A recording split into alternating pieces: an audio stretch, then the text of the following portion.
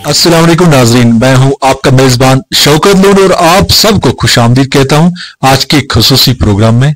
इस शाम के खूबसूरत वक्त में हम एक दिलचस्प और सबकामूज कहानी लेकर आपकी खिदमत हाजिर। चलिए आज आपको एक मजेदार कहानी सुनाऊं। एक छोटे से गांव में रहने वाला 10 साल लड़का अहमद हमेशा अपने वालिद के सख्त मेहनत करने वाले हाथों को गौर से देखता था। इसके वालिद यूसुफ एक मजदूर थे जो सुबह सवेरे गांव के खेतों में काम करने निकल जाते और शाम तक थके हारे लौटते। इनके हाथ सख्त और खारदार थे जिन पर मेहनत की लकीरें साफ नजर आती थी। इसका बेटा अहमद हमेशा सोचता, मेरे अब्बू के हाथ इतने खारदार क्यों हैं। एक दिन इसने अपनी उम्मी से पूछा। माँ मुस्कुराई और बोली, बेटा ये खारदार हाथ तुम्हारी किताबों, खिलौनों और सुकून के लिए हैं। दोस्तों एक दिन अहमद के स्कूल में वालिदीन का दिन मनाया गया। इसने अपने वालिद को दावत दी कि वो भी आई। इसके वालिद जो हमेशा सादा कपड़े में रहते थे पहले तो झिझके, लेकिन अहमद की जिद पर तैयार हो गए।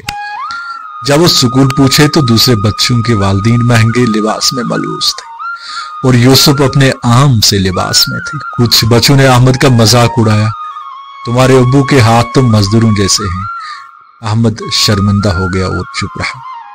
तकरीब खत्म होने के बाद अहमद अपने वालिद के साथ घर लौट रहा था। रास्ते में वो चुप था।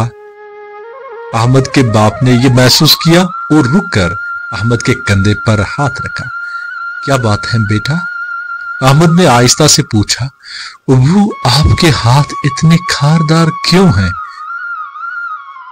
अहमद के अब्बू मुस्कुराते हुए बोले, बेटा ये खारदार हाथ तुम्हारे ख्वाबों की बुनियाद है। इन हाथों ने तुम्हें इस मुकाम तक पहुंचाया जहां तुम हो। ये हाथ खारदार है लेकिन इनमें तुम्हारे रोशन मुस्तकबिल की खुशबू है। अहमद ने अपने वालिद के हाथों को गौर से देखा और इनको अपने गाल पर रखा। वो खुशबू वाकई खास थी, जो मोहब्बत, कुर्बानी और मोहब्बत की खुशबू थी। दोस्तों ये कहानी हमें ये सबक सिखाती है कि वालिदीन की मेहनत और कुर्बानियों को समझना और इनकी इज्जत करना हमारी जिम्मेदारी है।